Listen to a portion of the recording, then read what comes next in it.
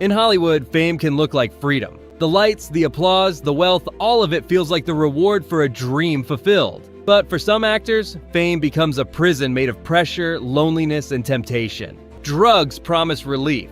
At first, they offer calm, confidence, or escape. Then they take everything back. These are the stories of 10 actors who were consumed by addiction. Some lost their careers, others lost their lives. Each story is different, but the path is painfully familiar. It begins with curiosity, turns into dependence, and ends in destruction. Robert Downey Jr. The charismatic actor best known for his role as Tony Stark in Iron Man was once Hollywood's golden boy whose brilliance began to unravel behind the scenes. He had talent, charisma, and the kind of presence that made casting directors fight for him. But by the early 1990s, his brilliance had started to unravel. Cocaine, heroin, and alcohol became his escape from pressure and pain. Downey's descent was both fast and public. Arrests, mugshots, and court appearances became routine. He would disappear for weeks, only to return to sets looking worn and detached. In 1996, police found him driving naked down Sunset Boulevard with cocaine, heroin, and a pistol in his car. The tabloids tore him apart.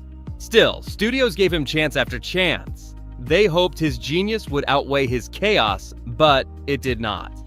After repeated violations of probation and failed rehab attempts, Downey spent nearly a year in jail. It seemed like the end of one of Hollywood's brightest careers. But it was also the beginning of redemption. When he finally emerged sober in the early 2000s, Downey rebuilt himself piece by piece. He went from outcast to icon, rising again through films like Kiss Kiss Bang Bang, Zodiac, and finally Iron Man. His story is rare because it did not end in tragedy, but in transformation. And while Downey's comeback became one of Hollywood's greatest turnarounds, the next story shows how addiction can strike even those who seem untouchable.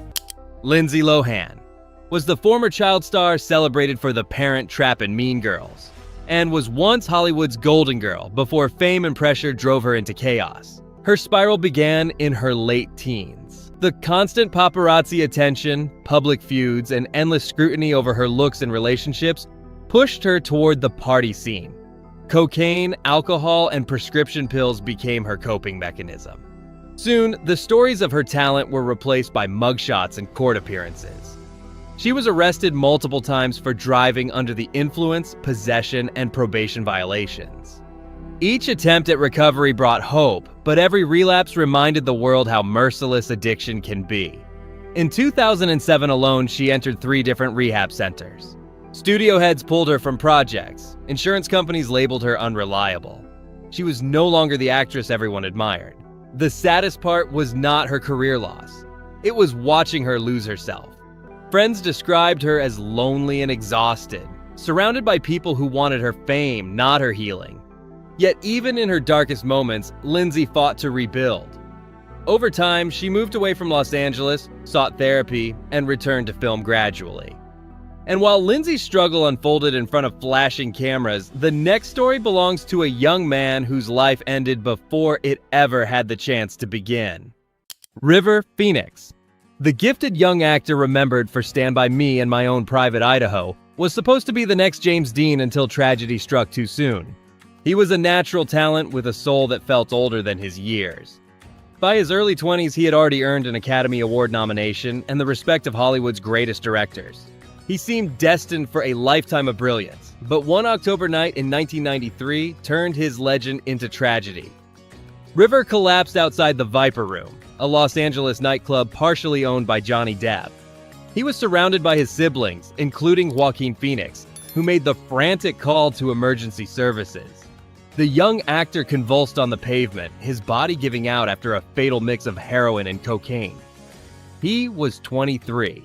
In the days that followed, the media painted his death as the latest cautionary tale of youth and excess. But those who knew River saw something deeper.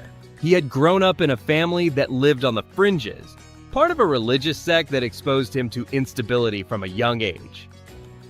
Acting gave him purpose, but fame brought anxiety. He was shy, idealistic, and deeply uncomfortable with Hollywood's lifestyle.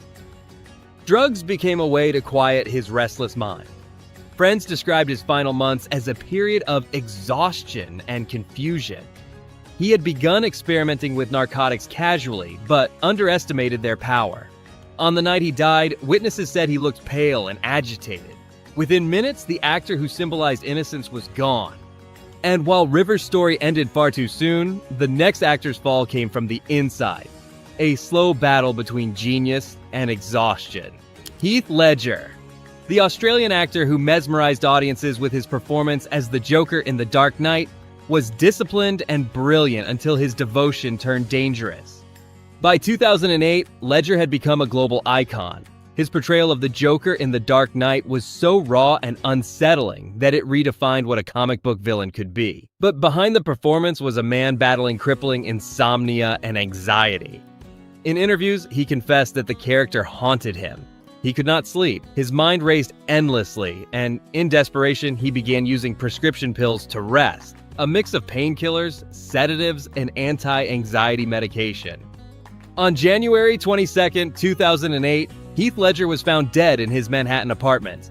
The toxicology report confirmed what many feared: an accidental overdose from a lethal combination of oxycodone, diazepam, alprazolam, and other prescriptions. He was 28. Friends said he had been juggling exhaustion from back-to-back filming and separation from his partner, Michelle Williams, while trying to be present for their daughter, Matilda. The pressure to stay composed while the world demanded more of him proved too much. Ledger's death was a cultural shock. The role that immortalized him had consumed him in ways no one fully understood. His thin, frail body in the weeks before his passing became a silent warning about the human cost of perfection. And while Heath's death left an emptiness that still lingers, the next story shows how one of the greatest actors of his generation lost a lifelong battle he thought he had already won. Philip Seymour Hoffman, the Oscar-winning actor known for Capote and The Master, could disappear into any role while quietly battling a relentless addiction. Whether he played a conflicted writer, a ruthless cult leader, or a lonely romantic, he brought depth that few could match. His brilliance won him an Oscar and the admiration of his peers. But behind his commanding performances was a quiet, relentless addiction that followed him for most of his life. Hoffman first began using drugs in his early 20s, a period he later described as reckless and lost. After finding sobriety in 1989, he stayed clean for more than 20 years. But fame, success, and emotional exhaustion eventually cracked the foundation he had built. In 2012, he relapsed. What started as a few drinks turned into pills, then heroin. Within 2 years, the addiction he thought he had buried came back stronger than ever. On February 2, 2014, Hoffman was found dead in his New York apartment, a syringe still in his arm. He was 46. The coroner ruled it an accidental overdose from a mix of heroin, cocaine, and benzodiazepines. The scene devastated Hollywood. Colleagues described him as sensitive, intelligent, and deeply empathetic, but also haunted by a need to escape his own thoughts.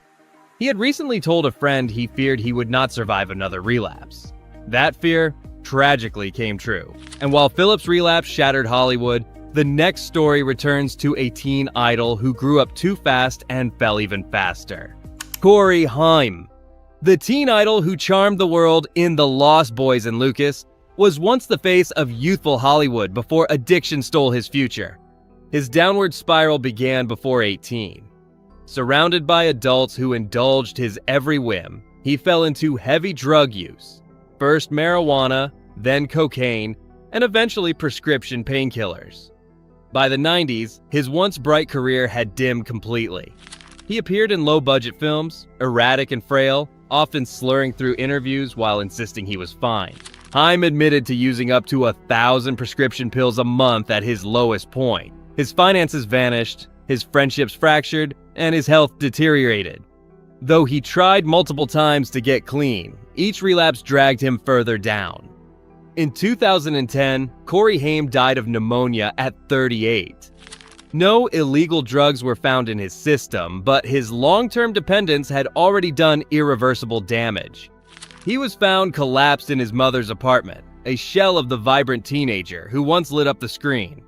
And while Corey's tragedy began in childhood, the next chapter follows a television powerhouse whose public spiral became a spectacle: Charlie Sheen. The star of 2.5 Men and Wall Street was Hollywood's highest-paid actor whose fame turned into his undoing. His troubles began in the late 1980s when cocaine and alcohol became daily habits. At first, he could function through the haze, showing up to sets and delivering flawless performances. But as the years passed, the parties grew longer, the binges darker. His mansion became a revolving door of excess. Arrests for assault and possession followed. Public scandals became entertainment. By the time 2.5 Men made him television's richest actor, Sheen was already spiraling. His public breakdown in 2011 became headline history. He ranted on live television, bragging about tiger blood and winning while visibly unraveling. Fans laughed at first, but the laughter soon turned uneasy. It was no longer comedy. It was collapse. When Sheen revealed in 2015 that he was HIV positive, the world finally saw the consequence of years of reckless living. He described the diagnosis as both punishment and redemption, saying it forced him to take control of a life he had lost to addiction. And while Charlie's collapse played out on camera, the next voice was a once-in-a-generation talent fighting a battle no chart could hide. Whitney Houston, the legendary singer and actress behind hits like I Will Always Love You and The Bodyguard, had a voice that defined generations even as her private life fell apart. By the early 1990s, Whitney had achieved everything: fame, wealth, love, and respect. Yet with success came pressure, the demand to stay perfect, to keep performing, to never fail. She turned to cocaine and alcohol to manage the chaos. What started as escape turned into dependence. Her marriage to Bobby Brown became a storm of passion and destruction. Together they spiraled deeper into addiction, feeding each other's worst impulses. Her once radiant presence began to fade. Interviews became erratic, her voice weakened, and her concerts unpredictable. When asked about rumors of crack cocaine use in 2002, she responded with the infamous line, "Crack is whack." The denial only confirmed the truth. Years later, she tried to recover. There were brief comebacks and interviews filled with hope, but the drugs always waited. On February 11th, 2012, she was found unconscious in the bathtub of her Beverly Hills hotel room. The cause was accidental drowning with cocaine and other substances in her system. She was 48, and while Whitney's fall silenced the song, the next legend hid his pain behind laughter until the mask finally cracked. Robin Williams. The comic genius' love for Mrs. Doubtfire, Good Will Hunting, and Dead Poets Society made the world laugh while fighting his own darkness. Williams first encountered drugs in the late 1970s, when the comedy scene was fueled by cocaine and late-night chaos. He once said he used cocaine to keep from feeling alone. After the overdose death of his friend John Belushi in 1982, Robin quit cold turkey. For a time, he found peace in family and work. But the shadow of addiction is patient. Years later, alcohol returned to his life. Between projects, he checked into rehab more than once, often quietly. Even as he delivered timeless performances in Good Will Hunting and Dead Poets Society, he was fighting battles that the audience never saw. In 2014, the world was shattered by the news of his death. At first, it seemed like depression had taken him. Later, it was revealed he had been diagnosed with Lewy body dementia, a degenerative disease that affects both the mind and body. He had been losing control of himself while trying to keep up the act that everyone depended on. And while Robin's sorrow was quiet, the next loss was loud and sudden, a comet that burned out in full view. John Belushi. The explosive comedian from Saturday Night Live and the Blues Brothers lived fast, burned bright, and paid the ultimate price for it. He was the wild heart of comedy during the late 1970s. As fame grew, so did excess. Cocaine and heroin were always around. Belushi's energy on stage and on screen came at a terrible price.